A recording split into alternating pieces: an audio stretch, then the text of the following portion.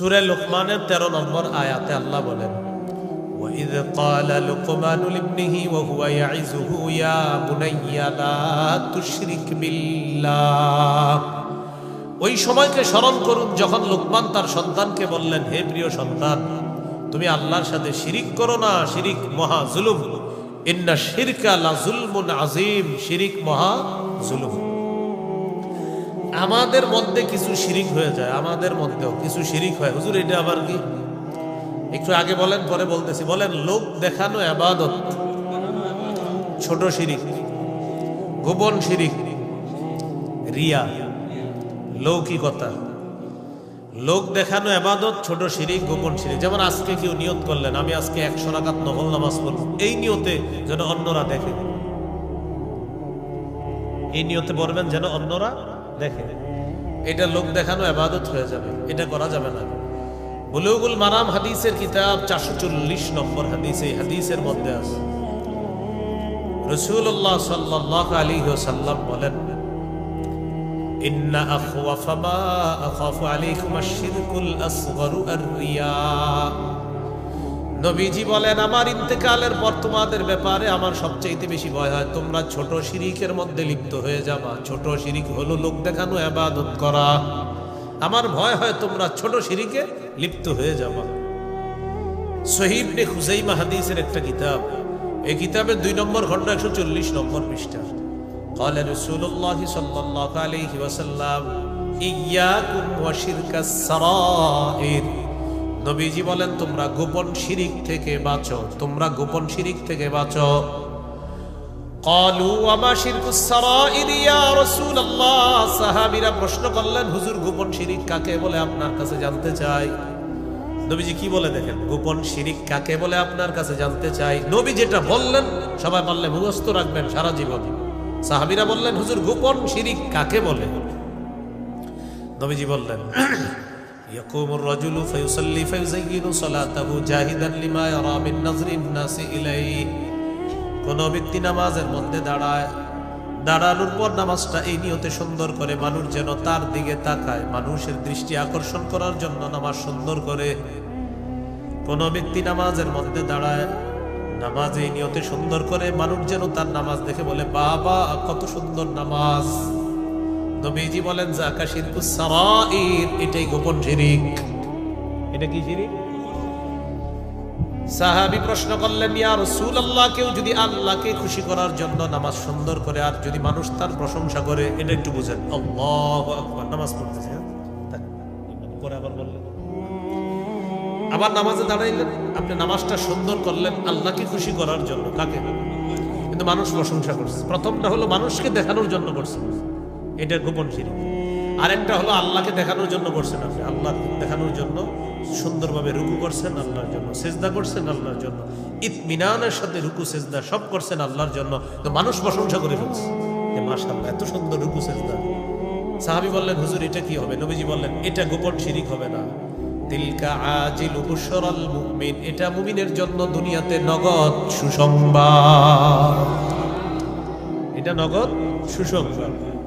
তাহলে বদ হজম করবেন না কিন্তু এই জায়গা থেকে যে হুজুর আপনি কইছেন নামাজ সুন্দর করলে মানুষ প্রশংসা করবে, এই জন্য আজকে থেকে নামাজই পড়বো না। বিষয়টা কিন্তু এমন না, পুরাটা আমি বলছি।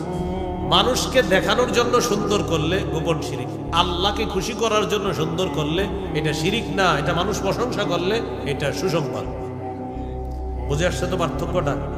এবার একটু বলেন, বলেন যে গোপন শিরিক দাজ্জালের চেয়ে ভয়াবহ ফিতনা। গোপন শিরিক কার চেয়ে ভয়াবহ ফিতনা? হাদিসের একটা কিতাব আছে নাম সহিহুত তারগীব, এই কিতাবের 30 নম্বর হাদিস। এই হাদিসের মধ্যে আছে, সাহাবায়ে কেরাম বলেন, খারাজা আলাইনা নবী সাল্লাল্লাহু আলাইহি ওয়াসাল্লাম ওয়া নাহনু নাতাযাকারুদ দাজ্জাল। নবীজি আমাদের কাছে আসলেন, আমরা দাজ্জাল সম্পর্কে আলোচনা করতেছিলাম। নবীজি আমাদেরকে বললেন, আমি কি তোমাদেরকে এমন বিষয় বলবো না যে বিষয়টা দাজ্জালের চেয়ে আরো বড় ভয়ঙ্কর? তোমরা তো দাজ্জাল সম্পর্কে আলোচনা করো, এটার চেয়ে আরো ভয়াবহ ফিতনা আছে, সেটা বলবো না? সাহাবীরা অবাক, সেটা আবার কি? নবীজি বললেন, আশ-শিরকুল খাফিয়্যু, গোপন শিরিক, ছোট শিরিক, লোক দেখানো ইবাদত, এটা দাজ্জালের চেয়ে ভয়াবহ ফিতনা। আমি আশঙ্কা করছি আমার বেশিরভাগ উম্মত এই ফিতনায় জড়িয়ে পড়বে। তাহলে ভাই কি শিখলাম? শিরিক করা যাবে না। শিরিক কি? আল্লাহর সাথে শিরিক করা একটা আছে, একটা লোক দেখানো ইবাদত করা, এটাও শিরিক। কোথায় আছিলাম আমরা, মনে আছে? কোথায়? এক সাহাবী মুআয ইবনে জাবাল নবীজির প্রশ্ন করছে, হুজুর আমার এমন কিছু আমল বলেন যে আমল আমার জান্নাতে নিবে, জাহান্নাম থেকে দূরে রাখবে। তখন নবী ওয়াজ করা শুরু করলেন, ইবাদত করবা, শিরিক করবা না। সেখানে ছিলাম আমরা। তিরমিজির হাদিস 2616 নম্বর হাদিসের মধ্যে ছিলাম। এখান থেকে আমরা অনেকগুলো বিষয় জানলাম। এইগুলো 1 নাম্বার। 2 নাম্বার, ওয়া তুকিমুস সালাহ, নামাজ কায়েম করবা। নামাজ কি করবা? কায়েম। নামাজ কায়েম দ্বারা উদ্দেশ্য ওযু, ইস্তেনজা করবেন, মিসওয়াক করবেন, নামাজের মধ্যে সুন্দরভাবে দাঁড়াবেন, খুশু-খুজুর সাথে নামাজ পড়বেন, নিজে নামাজ পড়বেন, পরিবারকে নামাজ পড়াবেন, এলাকাবাসীকে নামাজের জন্য বলবেন। আমার একটা লম্বা আলোচনা আছে শুধু নামাজ সম্পর্কে। আপনারা যারা আমার আলোচনা নিয়মিত শোনেন হয়তো পেয়ে গেছেন। শুধু নামাজের ব্যাপারে লম্বা একটা আলোচনা আছে। তো যাই হোক, আমার আজকে আলোচ্য বিষয় যেটা, এটাতেই থাকি আমরা। তো তুমি নামাজ পড়বা। 3 নাম্বার, ওয়া তুতিজ যাকাত, যাকাত আদায় করবা। 4 নাম্বার, ওয়া তাহুজ্জুল বাইতা, হজ করবা। 5 নাম্বার, ওয়া তাসুমু রমাদান, রমজানের রোজা রাখবা। তাহলে ইসলামের সব কথাগুলো মৌলিকভাবে চলে আসছে। সাহাবীকে এবার বলেন, আচ্ছা শোনো, আলা আদুল্লুকা আলা আবওয়াবিল খাইর, আমি কি তোমাকে কল্যাণের দরজা সমূহের কথা বলবো না?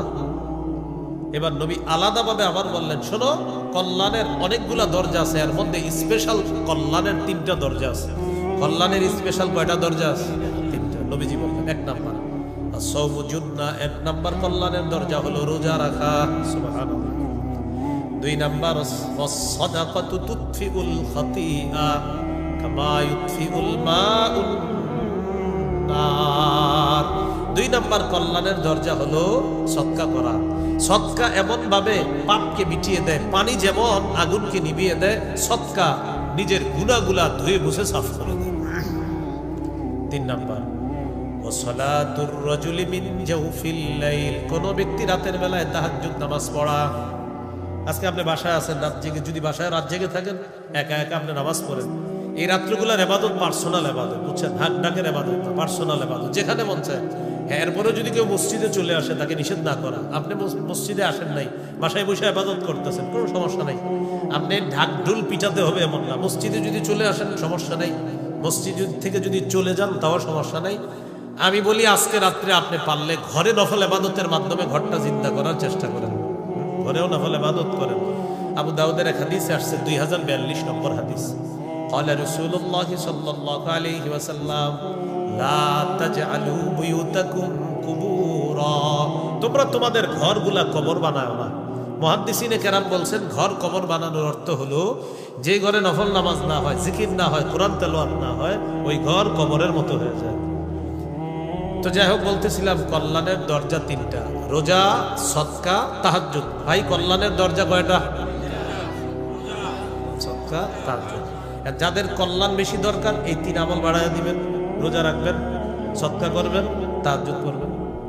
এটা বলার পর নবীজি বললেন, আলা উখবিরুকা বিরাসিল আমরি কুল্লিহি ওয়া আমুদিহি ওয়া দিরওয়াতুস সানামি, আমি কি তোমাকে সব বিষয়ের মূল কোনটা বলবো না, সব বিষয়ের খুঁটি কোনটা বলবো না, আর সব বিষয়ের চূড়ান্ত শিখর কোনটা বলবো না?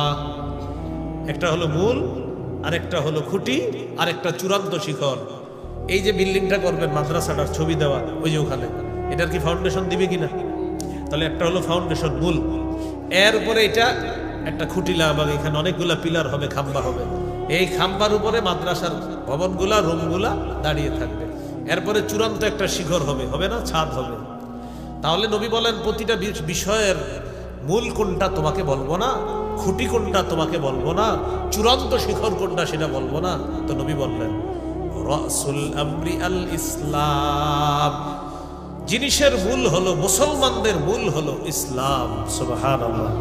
বলেন, আমাদের মূলের নাম, আমাদের মূলের নাম। রয়ে গেল খুঁটি, ওয়া আমুদুহু আস-সালাহ, খুঁটির নাম হলো নামাজ। তাহলে মূলের নাম, খুঁটির নাম। ওয়া দিরওয়াতুস সানামিহি আল জিহাদ, চূড়ান্ত শিখরের নাম হলো জিহাদ। তাহলে মূলের নাম, খুঁটির নাম, চূড়ান্ত শাখার নাম। জিহাদ, নামাজ, ইসলাম। ইসলাম হলো মূল, খুঁটি হলো নামাজ, চূড়ান্ত শিখর সর্বোচ্চ শাখা হলো জিহাদ। মনে থাকবে তো ইনশাআল্লাহ? এবার আপনারা একটু বুঝেন, এই লম্বা হাদিসের যেটা আমি বলার জন্য আপনাদেরকে বলতেছি সেটা হলো শেষে। নবীজি ওয়াজ করলেন তার সাহাবী মুআজ ইবনে জাবাল রাদিয়াল্লাহু তাআলা আনহু। দেখেন তো, ইবাদতের কথা আসছে, শিরিক না করার কথা আসছে, নামাজের কথা আসছে, রোজার কথা আসছে, হজের কথা আসছে, যাকাতের কথা আসছে, কল্যাণের দরজার কথা আসছে, রোজা রাখবা, তাহাজ্জুদ পড়বা, জিহাদ করবা, সব আসছে। নবীজি বলেন, মুআজ তোমাকে তো আসল সার নির্যাসটাই এখনো বলি নাই, এটা কি বলবো না? এখন আপনারাই বলেন, সার নির্যাসটা জানা দরকার আছে কিনা? পুরা ওয়াজের সার নির্যাস তোমাকে কি আমি বলবো না? সাহাবী অবাক যে এতক্ষণ নবীজি কত সুন্দর ওয়াজ করছে, এখনো নাকি সার নির্যাস বাকি। এবার নবী বললেন, আলা আদুল্লুকা আলা মালাকি যালিকা কুল্লিহি, এই যে তোমাকে এতগুলা কথা বললাম, নামাজের কথা বললাম, ইবাদতের কথা বললাম, শিরিক মুক্ত ইবাদতের কথা বললাম, যাকাতের কথা বললাম, হজের কথা বললাম, তাহাজ্জুদের কথা বললাম, সদকার কথা বললাম, জিহাদের কথা বললাম, ইসলামের কথা বললাম, খুঁটির কথা বললাম, মূল যে বিষয়টা এটা কি তোমাকে বলবো না? আল্লাহ নবী এবার বললেন, মুআজ আখাযা বিলিসানিহি, নবীর জিহ্বাটা ধরে বললেন, মুআজ এই সবগুলার মূল হলো, সবগুলার সার নির্যাস হলো এই জিহ্বা। বললেন সার নির্যাস কি? মুআজ ইবনে জাবাল অবাক হয়ে গেল, হুজুর জিহ্বার সাথে এগুলোর কি সম্পর্ক? নবীজি বললেন, এটা ঠিক রাখবা সব ঠিক থাকবে, এটা ঠিক রাখবা সব ঠিক থাকবে। তাহলে জিহ্বাটা ঠিক রাখলে সব ঠিক। যেমন আপনি রাতে তাহাজ্জুদ করেন, 3টা বাজে উঠে ডেলি তাহাজ্জুদ করেন, আপনার বন্ধুর সাথে আপনি ডেলি রাস্তায় হাঁটেন, তো বন্ধুরে বললেন তোমার বিড়ালটা 3টা বাজে এত ডিস্টার্ব করে। একদিন কইছেন তো, বলার পরে বলতেছে 3টায়, পরের দিন আবার বলে, এই বেটা তোর বিড়াল 3টায় তো ডিস্টার্ব করে। আরেক বন্ধু বলতেছে, আচ্ছা ডেলি 3টায় কেন ডিস্টার্ব করে বিড়াল? তো বলে কি, ওই যে তাহাজ্জুদ পড়তে উঠি তো আমি 3টায়, এই জন্য। মানে ওনার উদ্দেশ্য হলো, ওনারে জিজ্ঞাসা করবে বিড়াল 3টায় কেন ওঠে, তো উনি বলবে আমি তাহাজ্জুদ পড়ি। এই যে জিহ্বা দিয়ে বলে ফেললো, সব শেষ। জিহ্বা দিয়ে বলছে, উদ্দেশ্য কি? আমি যে তাহাজ্জুদ পড়ি এটা তোমারে বলার অনেক চেষ্টা করতেছি, ডেলি বিড়ালের কথা বলি, তুই একদিনও কেন জিজ্ঞাসা করস না যে 3টায় বিড়ালটা কেন ওঠে? তো আমি যাতে বলি যে আমি 3টায় তাহাজ্জুদ পড়ি, তো ওই সময় দেখি বিড়ালটা ডিস্টার্ব করে। তো দেখেন, আপনি আপনার ইবাদত বন্দেগী এটার মাধ্যমে শেষ করে দিয়েন না, আল্লাহ হেফাজত করেন। তো আবার পিছনের আলোচনায় চলে আসেন। রোজা ঢাল, এটা ছিদ্র হয় কয় অপরাধে? 1 নাম্বার মিথ্যা বলা, 2 নাম্বার গীবত। মিথ্যা গীবত হয় কি দিয়ে? মাশাআল্লাহ, কি দিয়ে? জিহ্বা দিয়ে। এবার সাহাবী বললেন নবীজিকে, ইন্না লামুআখাযুনা বিমা নাতাকাল্লামু বিহি ইয়া রাসূলুল্লাহ, হুজুর জিহ্বার কারণেও কি আল্লাহ আমাদেরকে পাকড়াও করবে? নবীজি বললেন, হাল ইয়াকুবুন নাস ফিন নারি আলা ওয়ুজুহিহিম আও আলা মানাখিরিহিম ইল্লা হাসাইদু আলসিনাতিহিম, বেশিরভাগ মানুষের মাথাটা নিচের দিকে দিয়ে, পাগুলা উপরের দিকে দিয়ে ধাক্কাইতে ধাক্কাইতে জাহান্নামে নিক্ষেপ করা হবে শুধু জিহ্বার অপরাধের কারণে। তাহলে বলেন তো, বেশিরভাগ মানুষ জাহান্নামে যাবে কোন অঙ্গের অপরাধে? রোজা ছিদ্র হয় কয় অপরাধে? 1 নাম্বার মিথ্যা, মিথ্যা। 2 নাম্বার মিথ্যা গীবত কি দিয়ে বলা হয়? জিহ্বার কারণে বেশিরভাগ মানুষ কোথায় যায়? জাহান্নামে যায়। এবার চলে আসি প্রথম কথায়, সূরা আলী ইমরানের 185 নম্বর আয়াতে যেটা বলছে, ফামান যুহজিহা আনিন নার, যাকে জাহান্নাম থেকে দূরে রাখা হলো, ওয়া উদখিলাল জান্নাহ, এবং জান্নাতে প্রবেশ করানো হলো, ফাকাদ ফাজ, সে সফল হয়ে গেল। এখান থেকে আমরা লম্বা হিস্ট্রি জেনে আসলাম যে জাহান্নামে মানুষ কেন যায়? বেশিরভাগ জিহ্বার অপরাধে। আচ্ছা, জিহ্বার অপরাধ কিভাবে হয়? গীবত আর মিথ্যার মাধ্যমে। আচ্ছা, গীবত মিথ্যা বললে কি হয়? রোজা নামক ঢাল ছিদ্র হয়ে যায়। রোজা নামক ঢাল ছিদ্র হলে কি হয়? জাহান্নামের যে ঢালটা, সেই ঢালটা আর হয় না। কেন হয় না? মিথ্যা আর গীবতের কারণে। আচ্ছা, মিথ্যা গীবত কি দিয়ে হয়? জিহ্বা দিয়ে হয়। আচ্ছা, জিহ্বা দিয়ে হইলে সমস্যা কি? তো নবী বলেন, জিহ্বার কারণে বেশিরভাগ মানুষ জাহান্নামে। আল্লাহ আমাদেরকে হেফাজত করেন। তাহলে এই হলো আজকের প্রথম আলোচনা। মৃত্যু হবে, মৃত্যুর পর আমার আপনার হয়তো জান্নাত হবে, না হয় জাহান্নাম হবে। দ্বিতীয় আলোচনা, মৃত্যু যে হবে, তো দুনিয়াতে আমরা কেন আসলাম যদি মরে যেতে হয়? মনে করেন মরে গেলাম, তো মরে গেলে দুনিয়াতে কেন? এই প্রশ্নটা নিজে নিজেরা রাখবেন। আচ্ছা আমি মারা যাব, তাহলে আমি কেন আসলাম? এই প্রশ্ন যারা নিজেরা করতে পারবেন, ইনশাল্লাহ আপনার জীবন অনেক সুন্দর হয়ে যাবে। যে আমি মারা গেলে তো দুনিয়াতে আমি কেন? আল্লাহ জবাব দিয়ে দিচ্ছেন সূরা জারিয়াতের 56 নম্বর আয়াত, ওয়ামা খালাকতুল জিন্না ওয়াল ইনসা ইল্লা লিয়াবুদুন। আমি জিন ইনসানকে সৃষ্টি করেছি আমার ইবাদত করার জন্য। তাহলে বলেন তো আমরা দুনিয়াতে কেন আসছি? কার ইবাদত করব? কতদিন ইবাদত করব? সূরা হিজরের 99 নম্বর আয়াতে আল্লাহ বলেন, ওয়া'বুদ রাব্বাকা হাত্তা ইয়াতিয়াকাল ইয়াকিন। মৃত্যু আসা পর্যন্ত তুমি তোমার রবের ইবাদত করো, মৃত্যু আসা পর্যন্ত রবের ইবাদত করো। এখন কথা হলো, তাহলে কি মারা যাব আমরা? জি, আমরা মারা যাব, কোনো সন্দেহ নেই। সূরা আহজাবের 16 নম্বর আয়াতে আল্লাহ বলেন, কুল লা ইয়ানফা'কুমুল ফিরারু ইন ফারারতুম মিনাল মাউত। যদি তোমরা মৃত্যু থেকে পলায়ন করো, কিছুতেই এই পলায়ন তোমাদের কোনো কাজে আসবে না। হুজুর আমি যদি মক্কায় চলে যাই, সেখানেও মৃত্যু আমাকে ধরবে? সূরা নিসা 78 নম্বর আয়াতে আল্লাহ বলেন, আইনামা তাকুনু ইউদরিকুমুল মাউত। যেখানেই থাকো মৃত্যু তোমাদেরকে পাকড়াও করবে। সূরা মুনাফিকুনের 11 নম্বর আয়াত, ওয়ালা ইউআখিরুল্লাহু নাফসান ইযা জাআ আজালুহা। মৃত্যু যখন আসবে কিছুতেই আল্লাহ কাউকে আর সামান্য সুযোগ দিবেন না। সূরা আরাফের 34, সূরা ইউনূসের 49 নম্বর আয়াতে আল্লাহ বলেন, লিকুল্লি উম্মাতিন আজাল ইযা জাআ আজালুহুম ফালা ইস্তাখিরুনা সাআতাও ওয়ালা ইস্তাকদিমুন। প্রত্যেকটা উম্মতের মৃত্যুর সময় নির্ধারণ করা। মৃত্যু যখন আসবে, আগেও না পরেও না, ওই সময় সে মৃত্যুবরণ করবে।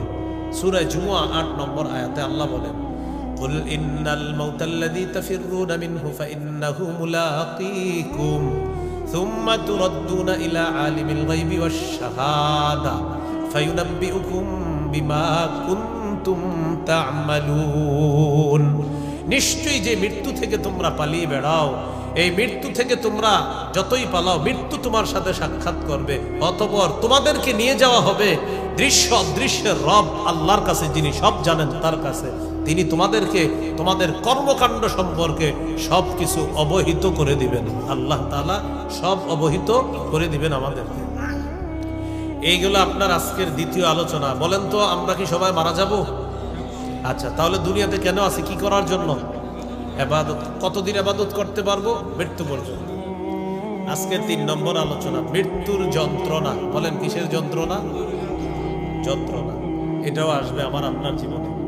সূরা কফের 19 নম্বর আয়াতে আল্লাহ বলেন, ওয়াজাআত সাকরাতুল মাউতি বিল হক যালিকা মা কুনতা মিনহু তাহিদ। মৃত্যুর যন্ত্রণা সত্যি সত্যি চলে আসবে, যে মৃত্যু থেকে তোমরা পালিয়ে বেড়াও। সূরা ওয়াকিয়া 83 থেকে 85 নম্বর আয়াত। অনেকে সূরা ওয়াকিয়া ডেলি পড়েন, দেখেন তো এই আয়াতটা আছে কিনা।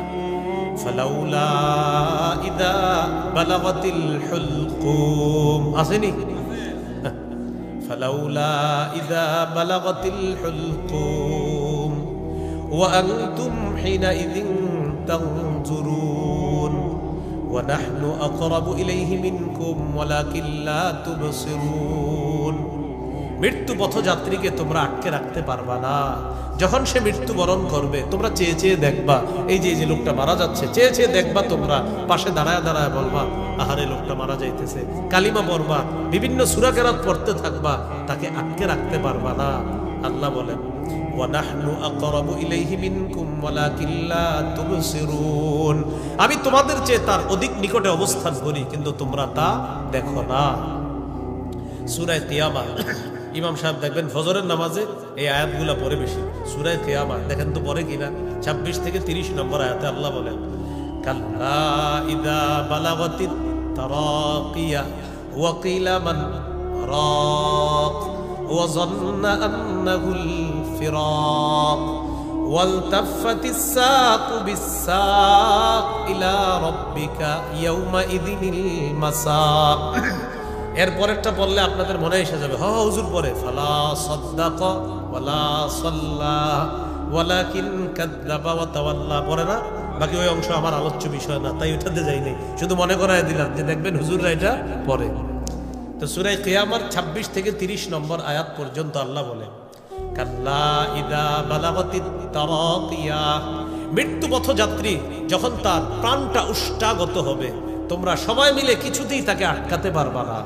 ওয়াকিলা মান রাক, আশেপাশের লোকজন তারা বলা বলি করবে, বলা হবে আচ্ছা ঝাড়ফুঁককারী কোথায়? রক শব্দের অর্থ ঝাড়ফুঁককারী।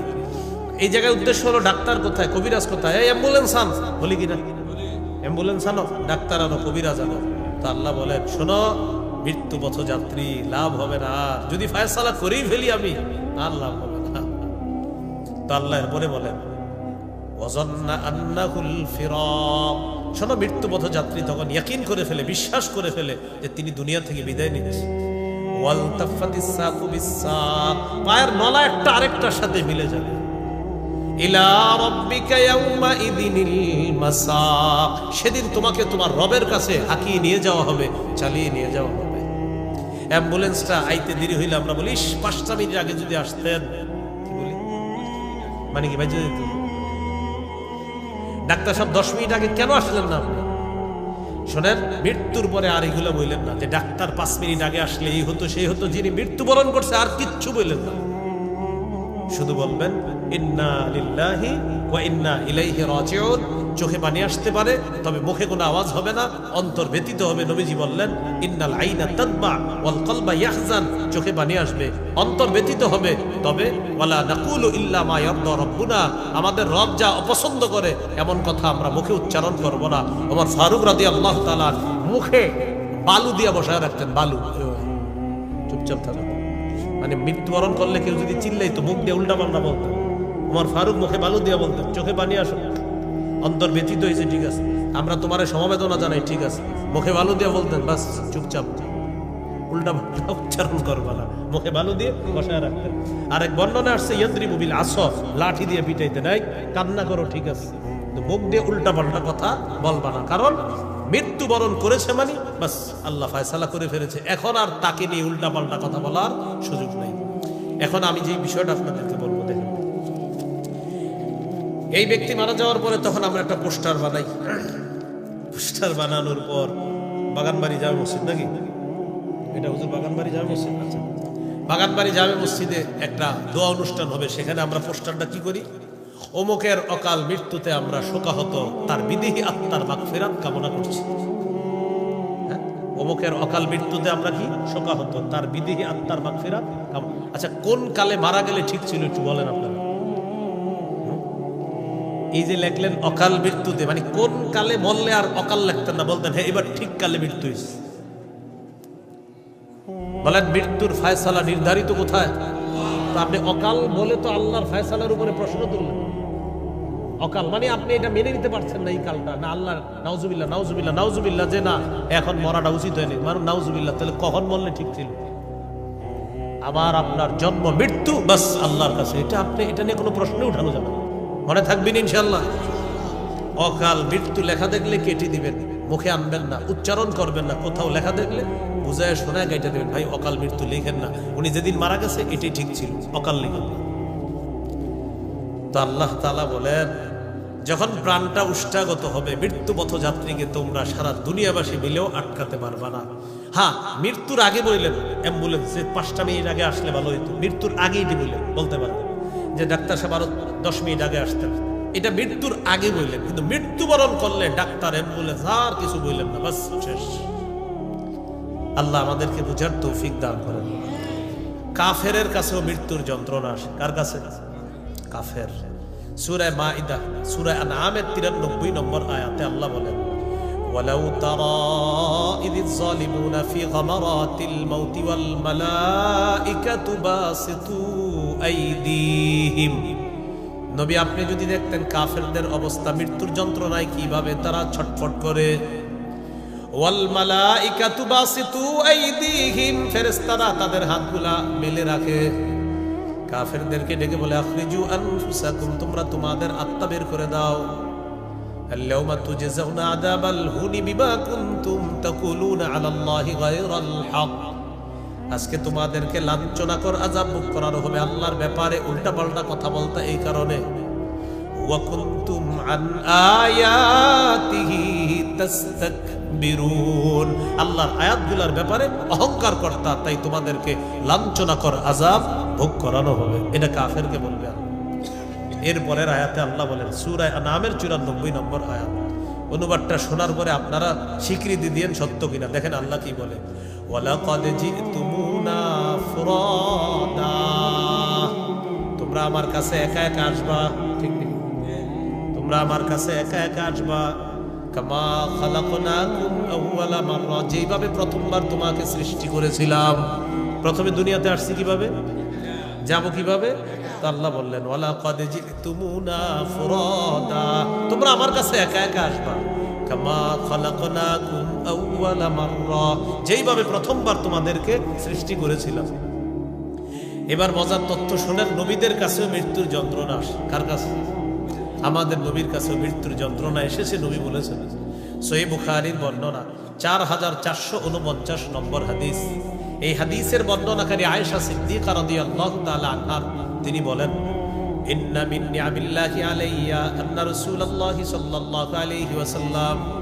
তুওফিয়া ফি বাইতি ওয়া ফি ইয়াউমি ওয়া বাইনা সাহরি ওয়া নাহরি আম্মা জান আয়েশা সিদ্দিকা রাদিয়াল্লাহু তাআলা আনহা বলেন আমার উপর আল্লাহর অনুগ্রহ হলো রাসূলুল্লাহ সাল্লাল্লাহু আলাইহি সাল্লাম আমার ঘরে আমার দিনে আমার সাথে তার শরীর মুবারক ট্যাগ লাগানো ছিল আমার দিনে আমার ঘরে আমার শরীরে আল্লাহ রাসূলের দেহ মুবারক ছিল ওই অবস্থায় নবী মৃত্যুবরণ করেছেন এটা আমার উপর আল্লাহর অনুগ্রহ আল্লাহর দয়া আরেকটা দয়া কি ওয়া আন্নাল্লাহা জামাআ বাইনা রিকি ওয়া রিকিহি ইনদা মাউতিহি আমার থুতু আর নবীর থুতু মুবারক মৃত্যুর সময় আল্লাহ তাআলা একত্রিত করে দিয়েছেন সুবহানাল্লাহ এটা কিভাবে একটু মন দিয়ে শুনলে বুঝবেন কিভাবে থুতু এক হইছে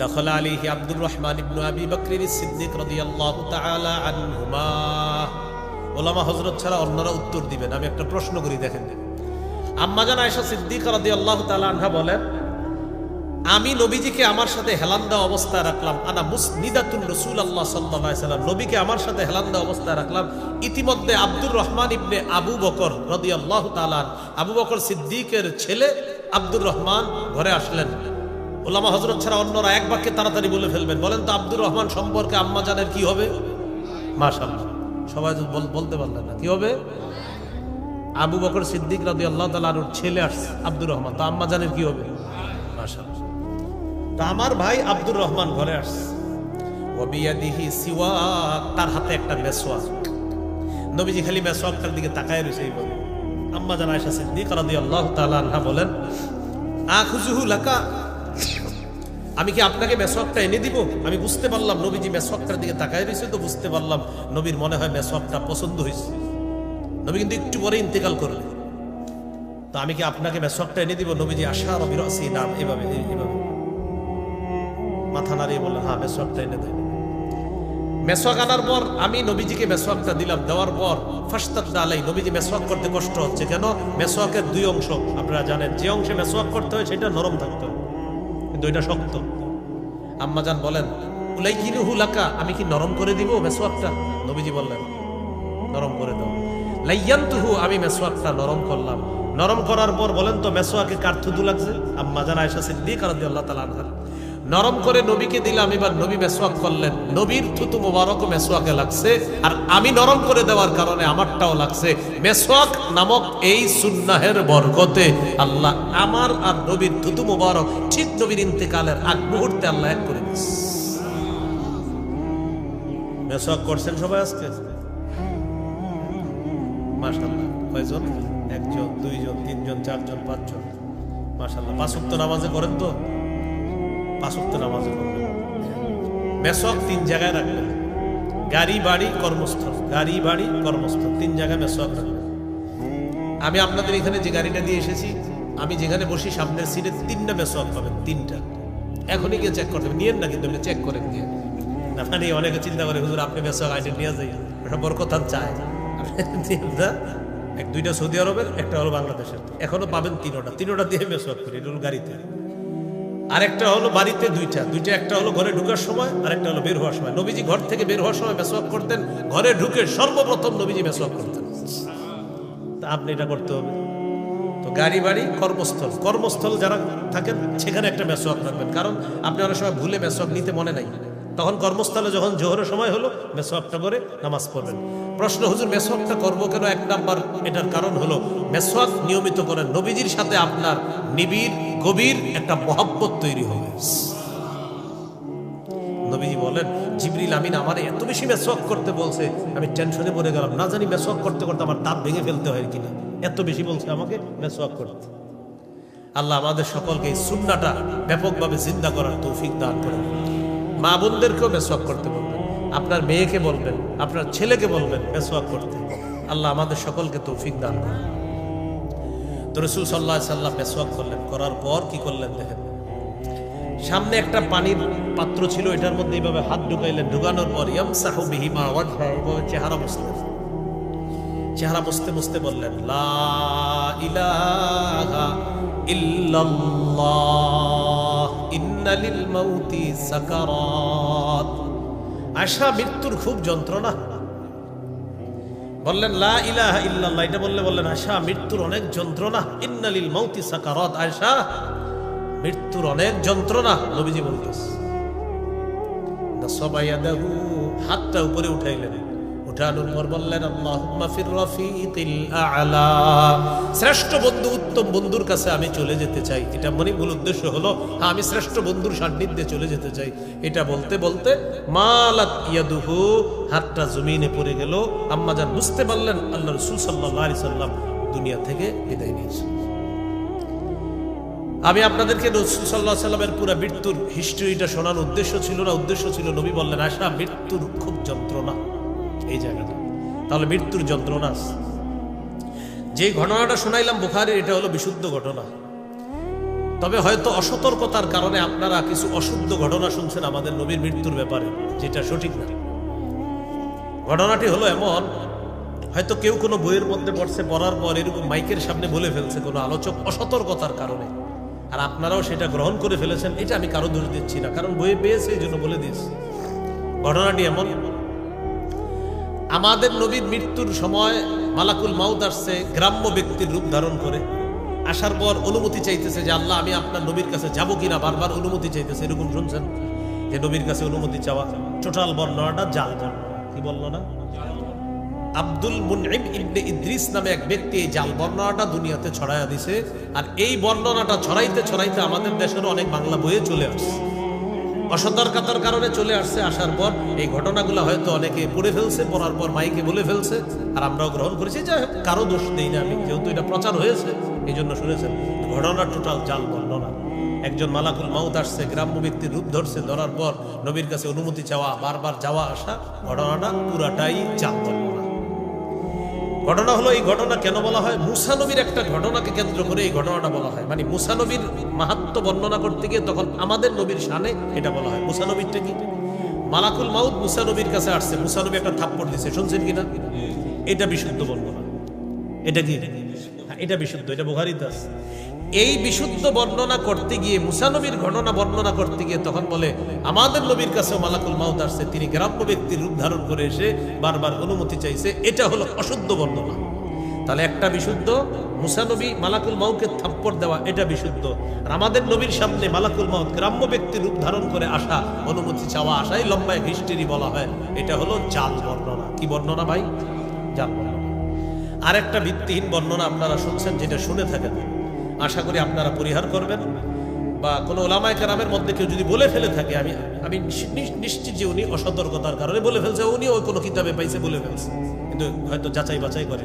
ঘটনাটি এমন, ফাতেমা রাদিয়াল্লাহু তাআলা আনহা ইন্তেকাল করলেন। করার পর আবু যর গিফারি রাদিয়াল্লাহু তাআলা তাকে কবরে রাখছে। রাখার পর কবরের সাথে বলছে, কবর জানো তোমার মাঝে কাকে রেখে গেলাম? শুনছেন? এটা ভিত্তিহীন বর্ণনা। কবর কোনো জবাব দেয় না। তখন বলছে আলীর স্ত্রীকে রেখে গেলাম, কবর কোনো জবাব দেয় না, ভিত্তিহীন বর্ণনা। তখন বলছে হাসান হুসাইনের মাকে রেখে গেলাম, ভিত্তিহীন বর্ণনা, কবর জবাব দেয় না। তখন বলছে আল্লাহ রসুলের কন্যাকে রেখে গেলাম। তখন কবর নাকি জবাব দিছে, কি দরকার এক সাহাবীর কবর এগুলা বলা আর কবর পাল্টা এগুলা বলা, কি দরকার? তো এই জন্য যেখানে আমাদের নবীজি ফাতেমা রাদিয়াল্লাহু তাআলা আনহার অসংখ্য অগণিত সম্মান বর্ণনা করে গেছে যে আমার ফাতেমা এই হবে, আমার হাসান হুসাইন এই হবে, এগুলো নবীজি বলে গেছেন, সেখানে ফাতেমা রাদিয়াল্লাহু তাআলা আনহার ব্যাপারে এই ভিত্তিহীন বর্ণনা বানিয়ে বলার কোনো প্রয়োজন নেই।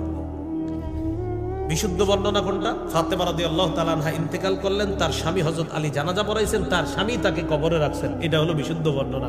কোথা থেকে আইসা গেল হযরত আবু যর গিফারি রাদিয়াল্লাহু তাআলা আনহুর নাম, তিনি নাকি কবরে রেখে বলছে কবর জানো কাকে রেখে। আর এগুলো বললে আপনারা খুব মন দিয়ে শোনেন, এত মজাও পান। তাহলে আমাদের নবীজি ইন্তেকালের আগে মেসওয়াক করেছেন, হাত উপরে উঠাইছেন, এটা বিশুদ্ধ বর্ণনা।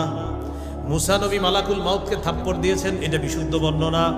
এটা বলতে গিয়ে আমাদের নবীর কাছে মালাকুল মাউত আসছে, আইসা গ্রাম্য ব্যক্তি রূপ ধারণ করে অনুমতি চাইছে, এটা ভিত্তিহীন বর্ণনা।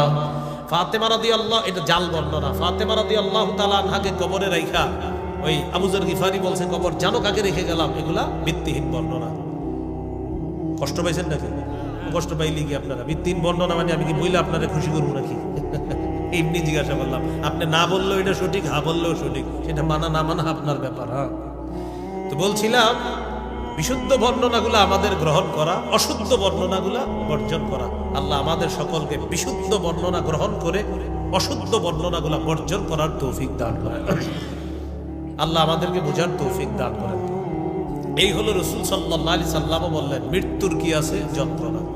তাহলে আবার চলে আসি সূরা আলী ইমরানের 185 নম্বর আয়াত, জেনে আল্লাহ শুরু করছেন প্রত্যেকটা মানুষ মারা যাবে, কিয়ামতের দিন তোমাদেরকে পরিপূর্ণ প্রাপ্য দেওয়া হবে। যাকে জাহান্নাম থেকে মুক্ত রাখা হলো, জান্নাতে প্রবেশ করানো হলো, সে সফল হয়ে গেল। জাহান্নাম থেকে মুক্ত থাকার জন্য কি করতে হবে? নবীজি বললেন শোনো, জাহান্নাম থেকে মুক্তির একটা সুন্দর রাস্তা, উপায় আছে, রোজা রাখা। এটা ঢাল, কতক্ষণ যতক্ষণ ছিদ্র না হবে। হুজুর এটা ছিদ্র হয় কিভাবে? দুটি অপরাধে, একটা হলো মিথ্যা কথা আর একটা হলো গীবত। আচ্ছা মিথ্যা গীবত কিসের মাধ্যমে হয়? জিহ্বার মাধ্যমে। আচ্ছা জিহ্বার মাধ্যমে হইলে সমস্যা কি? নবীজি বলেন বেশিরভাগ মানুষ জাহান্নামে যাবে জিহ্বার অপরাধের কারণে। আল্লাহ আমাদের সকলকে হেফাজত করেন, জাহান্নাম থেকে মুক্ত হয়ে জান্নাতি যেন হতে পারি আমরা। আল্লাহ তৌফিক দান করেন। সুবহানাল্লাহি ওয়া বিহামদিহি, সুবহানাকাল্লাহুম্মা ওয়া বিহামদিকা, আশহাদু আল্লা ইলাহা ইল্লা আনতা, আস্তাগফিরুকা ওয়া আতুবু ইলাইক। সহিহ বুখারী 2009 নম্বর হাদিস। রাসূলুল্লাহ সাল্লাল্লাহু আলাইহি সাল্লাম